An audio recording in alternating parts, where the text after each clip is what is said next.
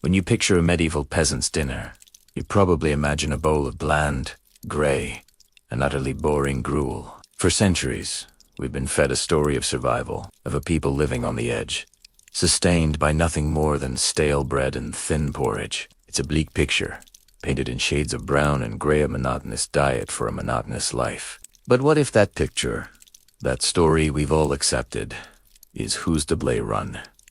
We're not talking about a minor correction. We're really talking about a complete revolution in our understanding of what most people in the Middle Ages actually ate. We're rejoining archaeologists using cutting-edge science to look inside the very cooking pots used by peasants 1,000 years ago, and what they're finding is completely changing the menu. It's a story of surprising variety, rich nutrition, and remarkable ingenuity. So, forget the myths. Forget the bland gruel. This is the story of what a real medieval peasant actually ate, and it's far more fascinating than you can imagine. Let's confront the myth head-on. The image of the peasant is inseparable from perpetual hunger and a diet that was, at best, uninspired. We imagine them gnawing on a hard crust of bread, their only comfort a watery stew that tasted of little more than boiled cabbage and despair. And to be fair, this image didn't just appear out of nowhere. History is usually written by the literate, and in this case, that means the wealthy elite. Lords and clergy left behind detailed chronicles and even cookbooks filled with exotic spices, sugar, and fine white flour. Peasants, on the other hand, were largely illiterate. They didn't write down their family recipes for pottage or keep diaries of their daily meals.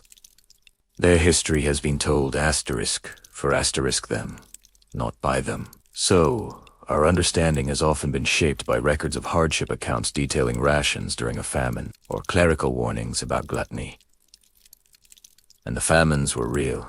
They were brutal. There were times when people were forced to eat whatever they could find. These desperate moments have been seared into our collective memory, overshadowing the reality of everyday life. The myth, then, is a caricature. It's an oversimplification that reduces a complex food culture to its absolute worst-case scenario. We've taken the lean times and made them all the time. We've assumed that because they didn't have the pepper and cloves of the nobility, their food must have been tasteless. But this assumption says more about our modern biases than it does about medieval reality. We forget the power of fresh herbs, savory fats, and the deep flavors developed through slow cooking. The truth is the peasant diet wasn't just about surviving. It was about thriving with what you had. And what they had was surprisingly abundant. So, if peasants left no recipes, how can we possibly know what they were cooking? The answer lies buried in the dirt. For decades, archaeologists have been unearthing pottery from medieval villages. But now, thanks to a revolutionary technique, they can read the stories held within them. The breakthrough is called organic residue analysis. When a peasant cooked a stew in a porous earthenware pot, the fats, oils, and waxes what scientists call lipids would seep into the clay. It was long thought these molecules would disappear over time. But a team from the University of Bristol's Organic Geochemistry Unit, led by Professor Richard Evershed, proved that these lipids can survive for 1,000 years or more. They're like molecular fossils, chemical fingerprints that tell us exactly what was being cooked. A landmark study focused on the medieval village of West Cotton in Northamptonshire. The team took a substantial number of cooking pots and painstakingly analyzed the residues. They were looking for the specific lipid profiles of different food groups.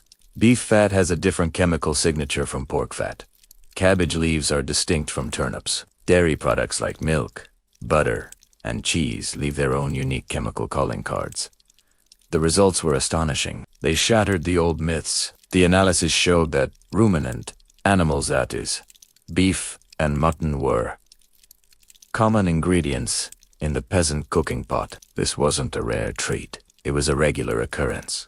About a quarter of the vessels were found to have been used for dairy products, suggesting milk, butter, and cheese were a significant part of the diet. The analysis also detected biomarkers for leafy vegetables, specifically identifying plants from the Brassica family. Think cabbage, kale, and leeks. The simmering cauldron wasn't filled with water and grain. It was a rich mixture of meat, dairy, and vegetables. Just as interesting was what they didn't find in large quantities. The study found that evidence for pork was present, but maybe underrepresented.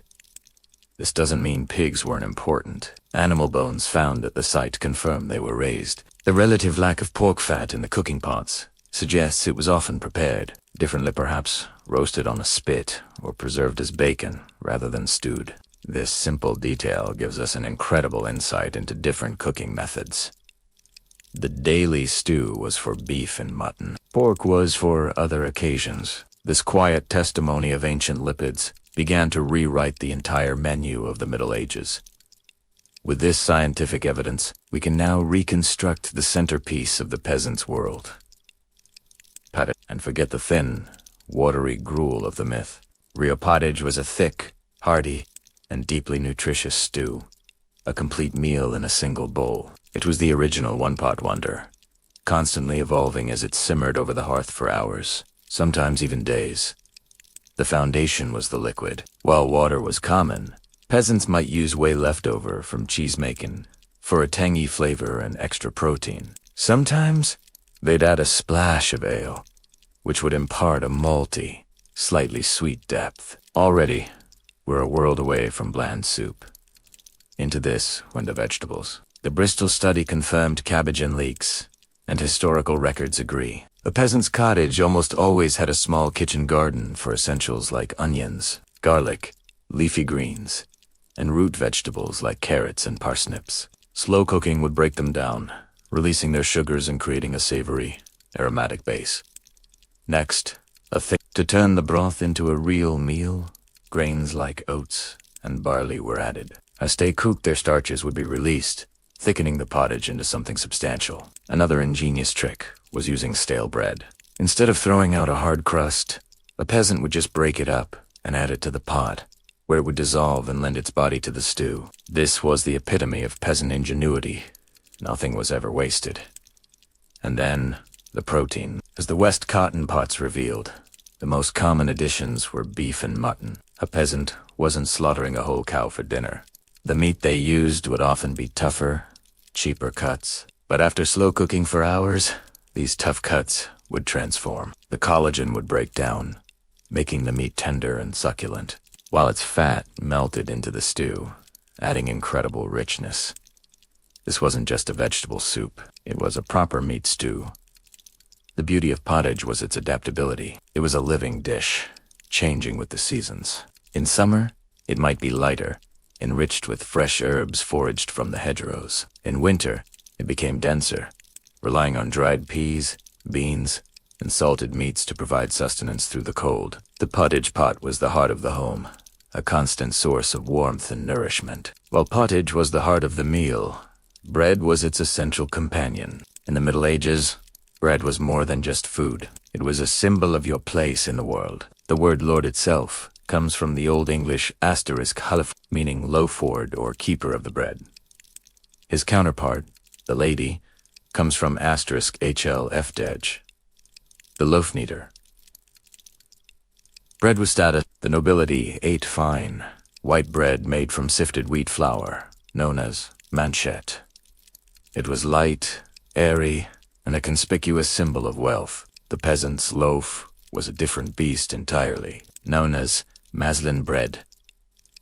It was made from a mix of whatever grains were available, typically rye and wheat, or barley and oats. These were coarsely ground, often with the bran and germ included, resulting in a bread that was dark, dense, and incredibly heavy. It was a nutritional powerhouse, packed with fiber, but it was far from soft. Very few peasants had their own ovens. Ovens were expensive and dangerous. Instead, the local lord often owned a communal village oven. Peasants would bring their prepared dough and pay a fee to have it baked either with a bit of money or, more often, a piece of the dough itself. This dark, heavy bread served multiple purposes. It was, of course, a primary source of calories, but its density also made it a durable utensil. A thick slice, known as a trencher, was often used as a makeshift plate. Food was placed directly onto the bread, which soaked up all the flavorful juices. At the end of the meal, the juice-soaked trencher could be eaten, given to the dogs, or even given to the poor. And when it became too stale to chew, it wasn't thrown away. It found a new purpose, broken up and tossed into the pottage pot as a thickener, ensuring every last calorie was used. So, we've rebuilt the two pillars of the peasant diet. A hearty mitan veggie pottage and a dense, nutritious loaf of bread. It's becoming clear that the medieval peasant wasn't just mixing gruel. They were master curators of flavor and nutrition, using what they had to create a sophisticated and sustainable food system. We're just scratching the surface of what the latest science is telling us. If you're as fascinated by this as I am, and you want to see more stories where science completely changes our understanding of the past, then make sure you subscribe and hit that notification bell. We have so much more to uncover. The idea of a peasant eating meat regularly still feels revolutionary, but the archaeological evidence is crystal clear. Beef and mutton were staples. But how did a peasant get access to meat?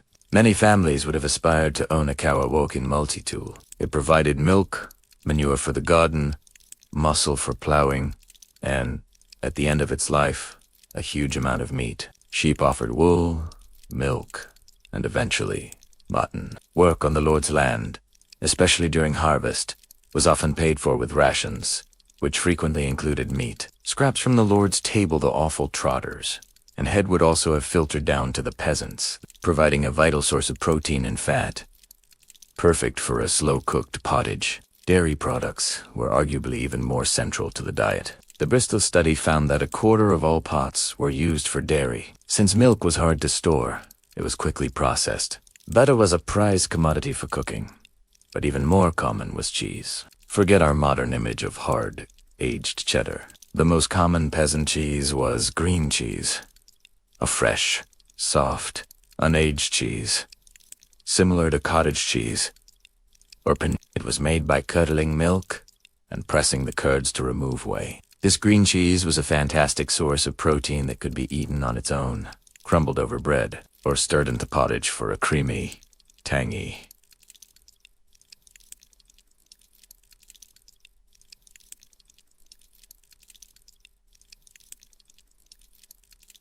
So, tangy, kick. Alongside meat and dairy was another protein powerhouse. Legumes, peas, and beans were workhorses. They were easy to grow, they enriched the soil, and they could be dried and stored for years, making them the ultimate insurance policy against a bad winter. Peas pottage, a thick soup made from dried peas, was a staple, particularly during Lent when the church forbade meat and dairy. This trio of meat, dairy, and legumes provided a robust and reliable protein foundation for the entire peasant food system. The peasant's world didn't end at the edge of the village. The surrounding forests, meadows, and rivers were a vast, free supermarket for anyone with the knowledge to use it. Foraging wasn't a hobby. It was an essential skill that provided crucial variety and flavor. Hedgerows were a treasure trove of young greens, herbs, wild fruits like blackberries, and nuts like hazelnut and walnut. Forests and fields were home to wild mushrooms, which could add a deep, umami flavor to pie. A huge range of wild herbs like wild garlic, sorrel, and fat hen were also gathered. Even nettles, when cooked, lose their sting and become a highly nutritious green, similar to spinach. This foraging added vitamins and minerals missing from a diet based only on grains and meat. When it comes to fish, the picture is more complex. The old assumption was that fish was common, especially on meat-free days. However, archaeological evidence from inland sites like West Cotton shows surprisingly little fish consumption. For a peasant living far from the sea, fresh fish was a luxury. Rivers were often owned by the local lord, who held exclusive fishing rights, and poaching was a serious crime. For peasants on the coast, it was a different story. Here, fish was a much bigger part of the diet. Salted and smoked herring, the beef of the sea, were traded far inland and provided a cheap source of protein, especially during Lent. Eels, which were abundant in marshes, were another important, fatty food source. Interestingly, the church's definition of fish was quite broad. Beavers, because they lived in water, were sometimes considered fish, and could be eaten on fast days. Even puffins and barnacle geese were occasionally classified as permissible Lenten food due to myths about their origins. While a peasant wasn't likely dining on beaver regularly, it shows the complex interplay of religion, environment, and diet. In the modern world, we take clean drinking water for granted.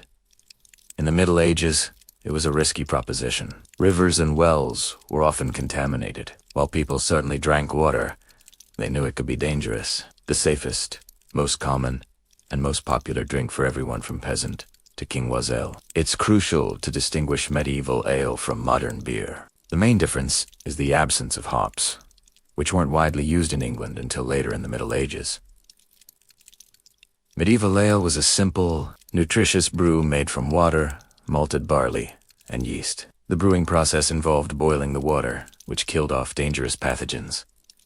The resulting ale was often cloudy, slightly sweet, and had a relatively low alcohol content. Much of what people drank daily was small beer, which could be anywhere from 1% to 3% ABV. It was less of an intoxicant and more of a liquid food. Stronger ales, with an ABV of 6% or higher, were also brewed. Though the weak small beer was the everyday drink, ale was packed with calories and B vitamins, making it a vital source of energy for someone doing hard physical labor. It was common for laborers to receive a daily ration of ale, sometimes as much as a gallon per person. This wasn't a recipe for constant drunkenness. It was a necessary part of their caloric intake. Entire familias, including children, would have consumed this weak ale as their primary beverage. Brewing was also a major part of the peasant economy, and it was a domain largely controlled by women. Brewsters, or alewives, would produce ale for their families and sell the surplus to neighbors, creating a small-scale cottage industry. For the medieval peasant, ale wasn't a luxury. It was a fundamental part of daily life. The peasant diet wasn't static. It flowed with the rhythm of the seasons. Asterisk spring. Asterisk. The year began with Lent, a time of scarcity. This meant peas pottage, dark bread, and maybe some salted herring. Spring was also the hungry gap, when winter stores were low and new crops hadn't yet grown. Foraging became critical. Peasants searched for the first edible shoots, young nettles, and wild garlic to supplement their diet. Easter marked a joyous feast with the return of eggs and dairy. Asterisk. Summer. Asterisk. This was a time of intense labor and growing abundance. Kitchen gardens were now producing beans, onions, and fresh greens. The pottage pot was lighter and greener, brightened with fresh herbs. Wild berries were ripening in the hedgerows. The long, hard-work days were fueled by bread, cheese, and gallons of ale. Asterisk Odom. Odom was the climax of the agricultural year. Harvest was a frantic period of bringing in the grain that would sustain the community through winter. This was the time of greatest food security. After the harvest, livestock that wouldn't be kept over winter were slaughtered. This meant a temporary glut of fresh meat. Feasts were held with roasted pork and fresh beef. What wasn't eaten immediately was preserved, salted in brine, or smoked over the fire. Asterisk winter. As life retreated indoors, the diet turned to preserved foods. The pottage pot was again the center of the home, simmering with salted beef, dried beans, and stored root vegetables. Bread and hard cheeses were staples. Stored nuts and dried fruits provided variety. It was a diet based on stored energy, providing the warmth and sustenance needed to survive the cold. This yearly cycle defined not just what peasants ate, but the very rhythm of their lives. Now, let's return to that final myth, that peasant food was bland. Armed with our new understanding, we can put this to rest. They lacked the exotic spices of the wealthy, but peasants were masters of creating flavor from their environment. Their food wasn't bland, it was deeply savory. Their primary source of flavor came from aromatics. The kitchen garden was an arsenal of taste. Onions and garlic formed the base for almost every pottage. Slowly cooked, they release a deep, sweet, and savory flavor. Alongside them were herbs, both cultivated and foraged parsley, sage, thyme, wild, marjoram. These were used with a heavy hand to brighten and deepen the taste. Fat was another crucial element. When a peasant stewed beef or mutton, the rendering fat would enrich the entire pot, adding a silky texture and a profoundly meaty flavor. Dripping that collected fat from roasting was saved and spread on bread. It was a flavor bomb. The cooking liquid itself added complexity. Using whey or ale instead of water immediately added a tangy or malty layer. The long, slow simmering process was also key. As the pottage cooked for hours, the flavors married into something far greater than the sum of its parts. And finally, there was salt. It was more expensive than it is for us, but it was essential for preservation and seasoning. A well-seasoned pottage, rich with rendered beef fat, sweetened with slow-cooked onions, and scented with thyme and garlic, would have been a deeply satisfying and delicious meal. It wasn't the fiery, exotic flavor of the elite, but it was a rich, earthy flavor born of the land and the ingenuity of the people. We started with a bleak image, a bowl of gray, tasteless mush.